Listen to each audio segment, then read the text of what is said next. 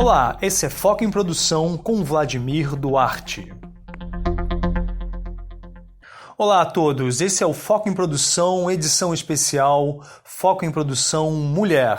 Falaremos sobre a gestão das mulheres na área de eventos, sendo eles eventos corporativos ou culturais, e para isso eu convidei 3 nomes de peso que farão 3 programas especiais: Lu Araújo, Samantha Anciães e Tayla Teixeira. E para essa primeira edição eu trago Lu Araújo. Nesse primeiro programa do podcast Foco em Produção Mulher, Lu Araújo vai falar sobre a sua experiência no setor, sobre a sua vivência em grandes projetos. Lu Araújo tem uma história muito grande na área de música e festivais, atualmente proprietária da marca Mimo, um projeto que acontece em Portugal e Brasil, Brasil e Portugal. Eu tive o prazer de estar na produção rapidamente desse festival e atuar com Lu em outros projetos. Então eu vou deixar que Lu se apresente para que vocês conheçam essa super profissional e super produtora da área de eventos do Brasil. Lu, fala um pouco com a gente e se apresenta. Oi, Vlad. Prazer estar aqui com você. Obrigado por me convidar para participar do seu podcast. Vamos lá.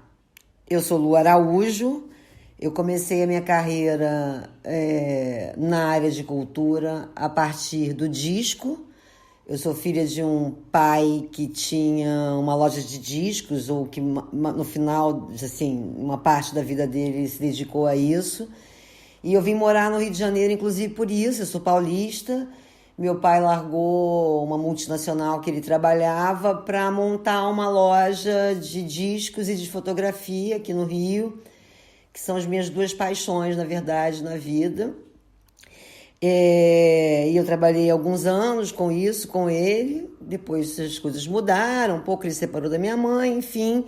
Eu aí, com uns 17, 18 anos, começo de novo a trabalhar com isso. Aí já a partir de um relacionamento, de um casamento que eu tive com Augusto Jatobá, com quem eu tenho uma filha. E o Jatobá trabalhava na área de música independente. Eu estava estudando fotografia nessa época.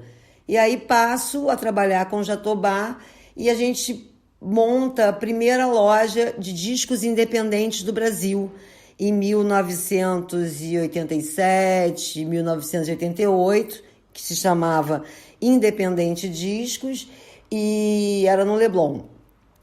E de lá para cá eu mergulho um pouco nesse paralelo, nessa cultura, de alguma forma, mais à margem do mercado, né? O que é um pouco a característica do meu trabalho. Eu fiz muitas coisas nesse sentido. A loja existiu durante anos, realmente era uma coisa sensacional. Naquela época, consegui reunir já diversos artistas que trabalhavam com música independente. Muitos, eu me lembro, Antônio Adolfo, diversos nomes do jazz e tal, e só de música brasileira vinda de todos os cantos do país, né?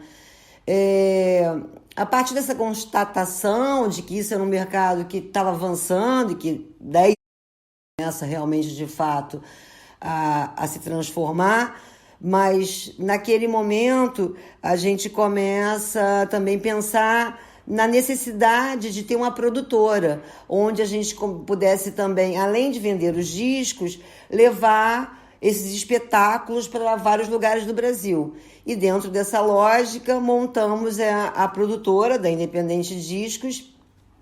E aí eu começo a me dividir com o Jatobá, ele fica mais com a loja, e eu saio aí pelo Brasil, muito crua, muito sem experiência, para trabalhar algumas carreiras, né? Assim, dentre elas de artistas já famosos, como Xangai, como Elomar, que eu trabalhei muitos anos. E eu me lembro que foi muito engraçado, porque me deram uma missão que eu tinha que fazer uma turnê do Elomar, que estava lançando um disco no Nordeste.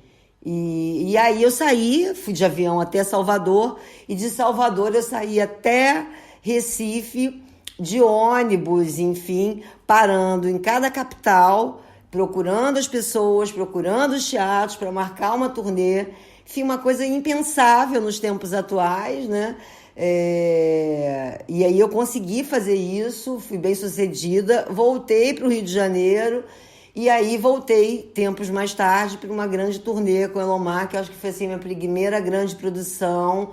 Eu comecei em Salvador e fui até ao Maranhão. Me lembro exatamente disso. Depois eu trabalhei muito tempo, ainda fiquei trabalhando com o Elomar. Me separei do Jatobá e continuei de alguma forma ainda fazendo algumas produções, mas muito também envolvida com essa distribuição do mercado independente de música, né? Então, eu fui convidada pelo Otávio Garcia para ir, no começo da década de 90, para ir trabalhar com ele na Leblon Records, onde eu conheci minha grande parceira, que foi uma pessoa que eu trabalhei durante muitos anos, a Adriana Veron. Eu trabalhei ajustando essa parte de distribuição da gravadora, da Leblon Records, durante um bom tempo, até vir o convite de um grupo de profissionais do setor para uma sociedade com a Perfil Musical, que também era uma distribuidora, era uma gravadora que também precisava de uma lógica de distribuição, de marketing, de alguém que tivesse esse conhecimento, porque eu acabei incorporando um conhecimento sobre esse mercado de distribuição independente ao longo desses anos, desde a independente até passar pela Leblon e depois chegar na Perfil.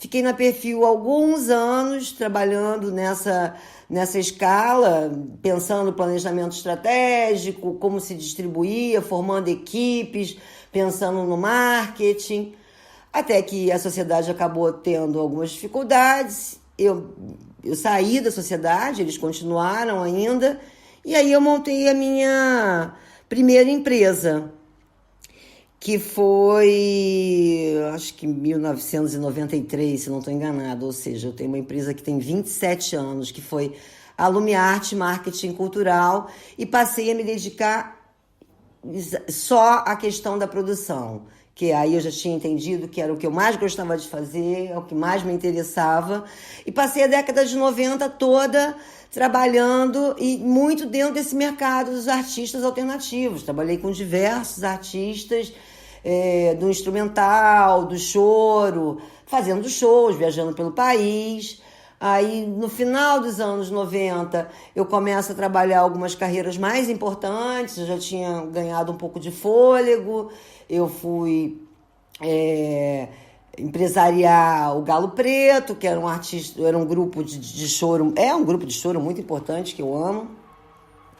E fiz um trabalho com eles e com a Elza Soares, acabei trabalhando um tempo com a Elza Soares também. Veio o convite do João Nogueira para empresariar ele, e foi incrível, porque a Elza e o João eram dois artistas que eu admirava muito, e meu pai, que era um apaixonado por música e por samba, tinha na mais alta conta, então era uma honra para mim trabalhar com dois artistas que eram referências que dentro da minha família, eram referências dentro da minha família. A gente ouvia música muito, né? Da Elza, do João Nogueira, Alcione, esses artistas todos passavam. Trabalhei com o João num período que ele estava, inclusive, em baixa, e fiz um trabalho incrível com ele. E o João voltou a ser uma referência. Ele tinha acabado de lançar um disco pelo Almir Diak, que era um disco cantando Chico Buarque. E a gente começou a viajar, a promover. O João começou a resgatar também um pouco esse papel dele dentro do samba, da importância do que ele tinha feito com o Clube do Samba. Começou a ganhar páginas inteiras. A gente fazia temporadas no Mistura Fina, que lotavam mais que artistas internacionais do jazz. Era assim, campeão de público naquele momento.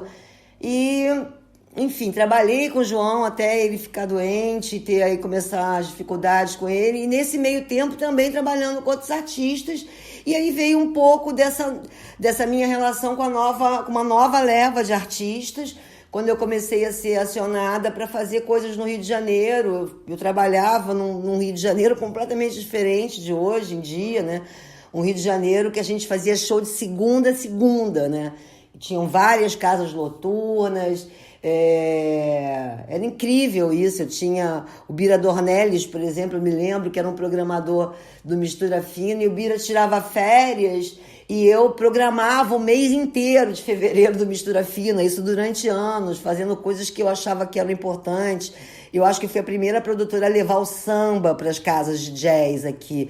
Como também fui uma das primeiras produtoras a trazer o samba do subúrbio para a Zona Sul, né? Fazendo as rodas de samba no ballroom, fazendo esse movimento. Então eu trabalhei com toda essa moçada do que a gente chamava que era o movimento da música carioca, MPC, que era o movimento popular carioca, de Tereza Cristina, Seu Jorge, Cabelo, enfim, e também com uma outra moçada que estava chegando de outros lugares do país, como Zé Cabaleiro, o primeiro show do Zé Cabaleiro no Rio de Janeiro, ou seja, o show que ele não era nem conhecido, o show que inclusive proporcionou a ele fechar uma gravadora. Fui eu que fiz, eu ainda trabalhava com o João Nogueira, eu me lembro que o João Nogueira foi, eu falo sempre isso com o Zé, que é muito interessante. Me tornei amiga dele, ele fechou a gravadora, foi fazer um trabalho com o Mazola, e assim que o disco saiu e que ele começou a ganhar corpo, eu comecei a trabalhar com ele, fiz também todo o movimento nesse início de carreira dele no Rio de Janeiro, dos menores bares ao Canecão, a primeira vez que ele fez um Canecão na vida, lotado, esgotado. Tem muitas histórias nisso tudo, né? Eu tô resumindo.